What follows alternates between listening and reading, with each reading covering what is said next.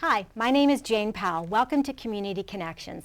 This is a show showcasing community involvement brought to you by the Greater Kanawha Valley Foundation. Today I have guests that I'm so excited to talk to and share their information with you. Welcome, guys. Thank you for bringing Kanawha Valley Coding Club, right? Right. Dan McElroy, Denise Workman from John Adams Junior High, right? But here, middle school. Oh, I showed my age, didn't I? Representing Kanawha Valley Coding Club. All right, let's just jump in. Dan, what is Kanawha Valley Coding Club? Well, let me go back to how we began. I read an article in a Texas newspaper, and it was all about how they were teaching coding in the middle schools and high schools. And I thought, you know, we need to do something here in Kanawha County with that.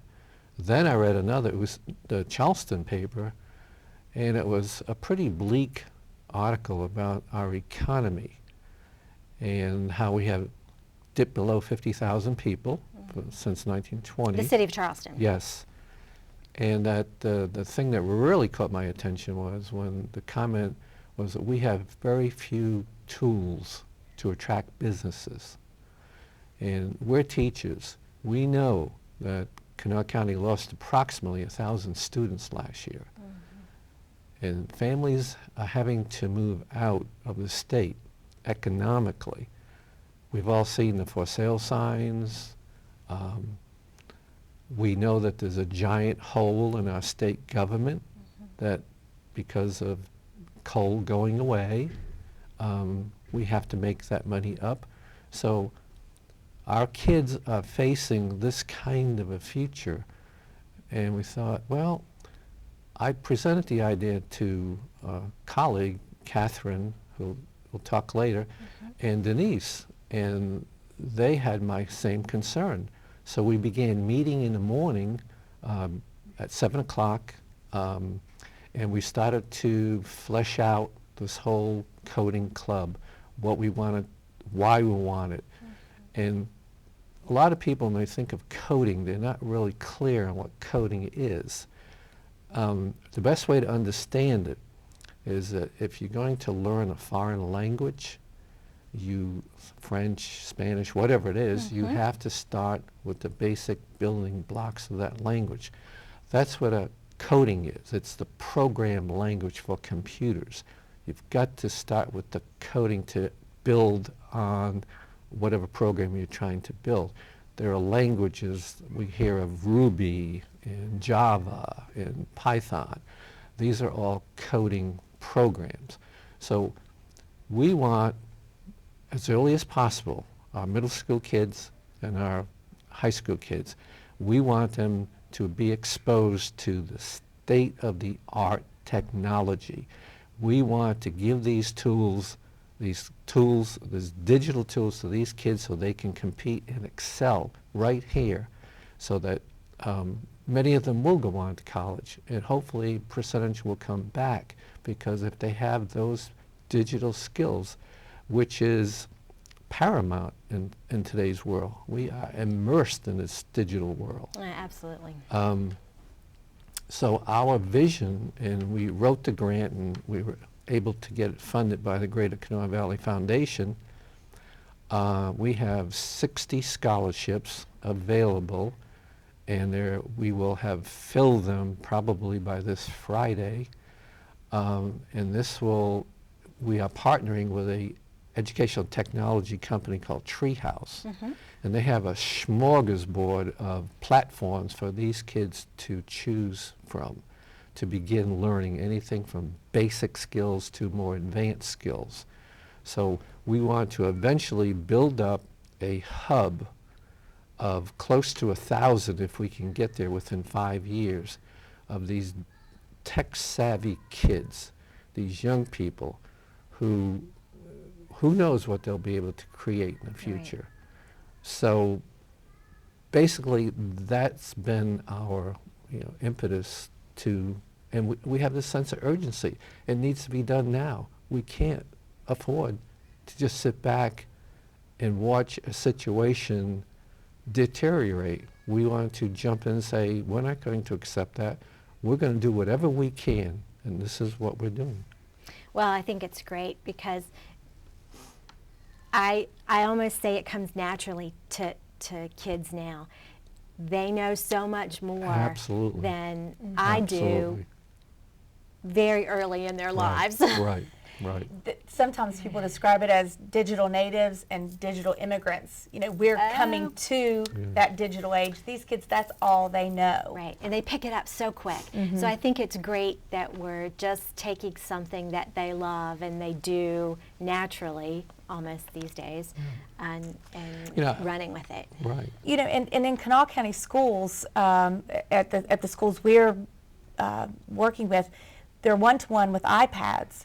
So they have the tool, and we want them to move from consumer of games and, you know, productivity applications to actually creator, using that device that they already have as just being a student in Kanawha County schools. Wow, and you guys are teachers, but neither one of you teach computers. That's right. So this is just, you saw the need and you saw the opportunity. And because you're reading and you're gifted students, is that right? So you saw the need and you just made it happen, and I love that. When you read the literature, 7 out of 10 jobs in the very short future are all going to require some kind of computer skill. That's where the jobs are, and these are going to be good paying jobs. I mean, if you think, let me ask, do you have a microwave? I do. Do you have a dishwasher? No. A TV? I do. A refrigerator? Yes. Cell phone? And it's smarter than I am Right, sometimes. These are all have computer components. Right. So it's not, well, we're just inching out. We're smack dab in the middle of the digital age. And like you say, our kids are pretty savvy, but we really want to channel that creativity and intelligence so that it'll be effective, so they have good training. And it's going to really pay off. I think it will. Tell me a little bit about the class. So do they meet physically? Do they meet online? How does that work? A little bit of both. We are going to have a physical class sessions, and what we'd like to do is have 4 options in the month, 2 on Saturdays, 2 on weekday evenings, because, you know, people are busy, and the people who want to be in coding club are in lots of other things too.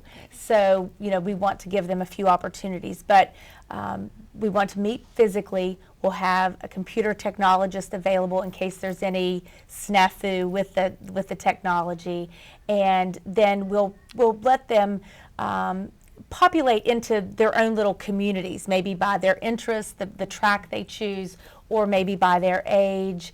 It might hash out organically, or maybe we will do some dividing as we're moving along. But, you know, they'll have physical time, FaceTime with us, FaceTime with a computer technologist, and then within Treehouse, they actually interface with experts as well via video and community boards and things like that. So they have close touch with experts in the field. You know, we are facilitators. We make it available. We fix the problems, but, you know, they are really going to guide their education, and they have access to people that are professionals. So I think you touched on it earlier, but I just want to understand, they bring their own device to class and what they use. They have an iPad, and I'd like to really acknowledge the foresight that Dr. During and the Board of Education showed. I think 2 years ago, they introduced the iPads to middle school and high school, which makes our job a lot easier because we didn't have to go out and purchase equipment. Right. So they had the foresight. And I think as teachers get more and more comfortable using these iPads, the programs, the teaching will be more effective also. But we want to use, that's a powerful tool that they have in their hands. And right now, you know, we don't feel they're getting as much benefit out of them as they should be. And that's, you know, what we want to achieve. great. And you touch on your partner, Treehouse. Right. They are a partner with this. Right. It's a large technology company, It's is an that right? educational technology company, and we selected it because we thought it was the best. And That's the perfect reason to select them. it's easy to use. They have a vast library of videos, tutorial sessions. You can plug into mentors, experts in the field. They can ask other students. So it's just, the beauty of the technology is you can be anywhere. It's anytime, anywhere learning. That's great. Denise, what are the kids saying about it? They're excited. They ask, the early application submitters are asking, when is it going to be? November 5th is not soon enough for them. Right. So they're excited. Some of them they've gone to Bridge Valley and gone to a STEAM camp, or have taken some little programming classes along the way. The 4-H has something for girls. But we had some boys who were upset that there was nothing really like that for them. So they're excited and they're wanting to get started, and they want to show off. The ones that have some skill want to show off, and the ones that are just novice are very excited to be a part of that community of people who can do those things. That's great. So they're in the program. How long does it take? How does it work? It is kind of self-motivated, is that right? Yes. Yeah, they can move along at their leisure. I mean, we want them to be, focused on it. But let's face it, some kids are more advanced than others in terms of they've been at it longer. So, again, we have 6th graders, don't we? We have, 6th grader and a 12th grader is a big difference there. Right. So. And the courses have suggested times. Like, for example, we wanted everyone to start with digital literacy, just so that we're all on the same page. Yeah, great idea. And we spoke with Treehouse. I want to acknowledge them because we have had meetings via Zoom with Matt, who's the guy who's helping us get started.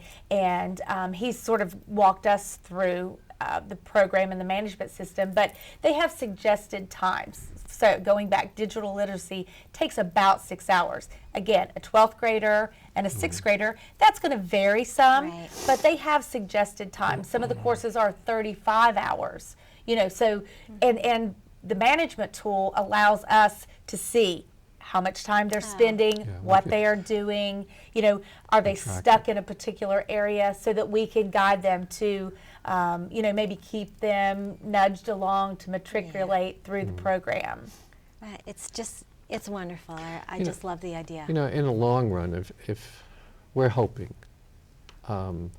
if we have a cluster of tech-savvy young people in a goodly number, who knows, maybe we can attract a tech business here to Charleston.